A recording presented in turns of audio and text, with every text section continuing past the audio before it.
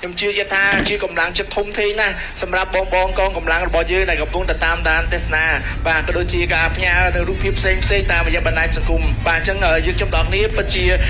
អរគុណខ្លាំងមែនទែនតែម្ដងហើយអ្វីដែលសំខាន់គឺយើងចង់ផ្ដល់កម្លាំងចិត្តទៅដល់បងកងកម្លាំងរបស់យើងទាំងអស់គ្នាដូច្នេះសូមបងប្អូនទាំងគ្នាចូលរួមគ្រប់គ្រងនិងលើកស្ទួយបាទក៏ដូចជាផ្ដល់កម្លាំងចិត្តទៅដល់បងកងកម្លាំងរបស់យើងជាយោកងកម្លាំងការពារបូណាបៀទៅដីដកអងអាច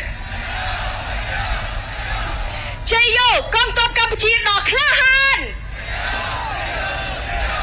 យើងគ្រប់គ្រងនឹងនៅជាមួយកងកម្លាំងជួរមុខរបស់យើងទាំងអស់គ្នា